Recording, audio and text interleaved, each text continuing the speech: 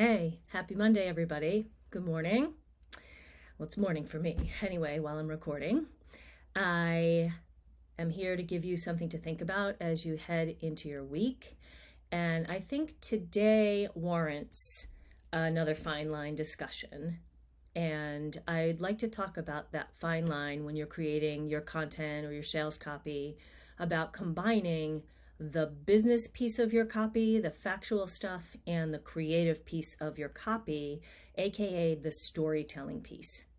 So I see a lot of people who want to list accolades, right? And that's fine. I think it's totally fine.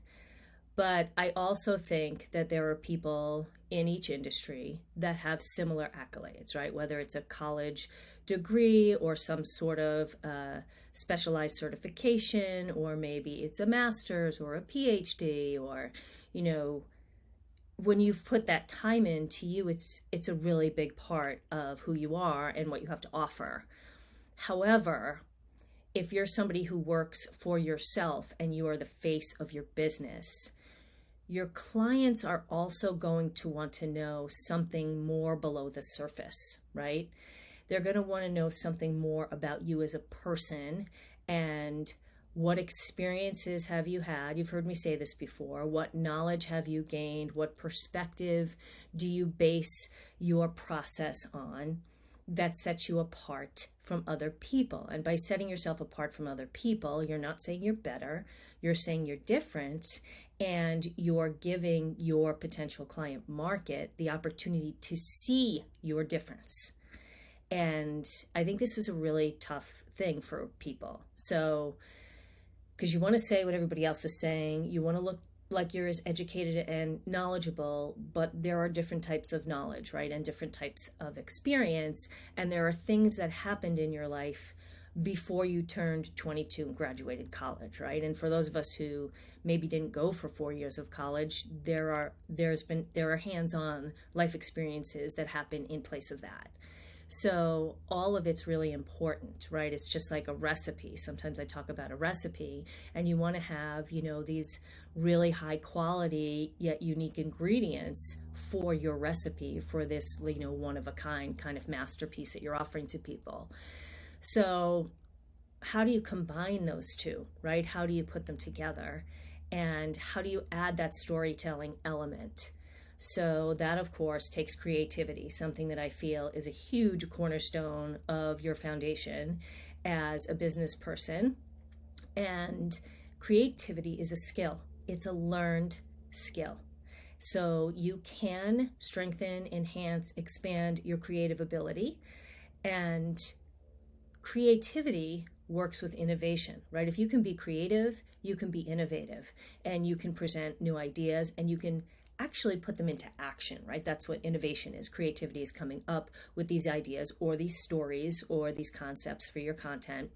Innovation is finding some way to put that new stuff into play, right? Into action. So creativity requires some innovation, but you can learn it. And that's where that fine line is, right? Is establishing your creative ability as a business owner, as an entrepreneur, as a content creator, if you create your own content, or if you work with somebody who creates your content and you want to be able to give them the ideas. So, you can list all these other things, these business statistics and education statistics and things like that. But you also need this personal storytelling element to really draw the right people in to you. And there are lots of ways that you can enhance that creativity. So if you're somebody who writes your own copy, you want to be writing regularly, and you want to be focusing on expanding that creativity so that that storytelling piece, that flow, comes a little more naturally with the business elements of it. And you can also work collaboratively with somebody. Like I offer collaborative sessions for my clients, 60 minutes, 90 minutes, bring the piece you want to work on, and we work together side to side, right? A lot of people really like to be involved in their content creation. And the third option, of course, is to hand it off to somebody and have somebody else write it for you. So everybody is at some point, right? I'm sorry. Oh my God, allergies, itchy nose. Everybody is at one of these places with creating their content. And if you create it for yourself, it's really great to have somebody you can pass it off to and say, do you hear this? Do you see this in my content? What questions do you have? If you were my ideal client, would this resonate with you, right? And get somebody else's feedback, because we know how it sounds to us, but we don't know how it sounds to somebody else. So anyway, I digress. So it's really, really key to take your business things, right, which tend to be a little more factual and I don't want to say that they're boring, but sometimes that's how it is, factual, and meld it together with these other things that are more organic and have a little bit more to do with feeling, right, and reaction. And how do you put a story together with both of those things that makes you stand out as an individual and different than your peers in your industry? So if you have any questions about that, or it brings anything up for you, you want to know how, what are some things you can do to increase your creativity, or, where is that fine line for you? I'm more than happy to hop on a call anytime to talk about that with you. So I hope that you have a fabulous week.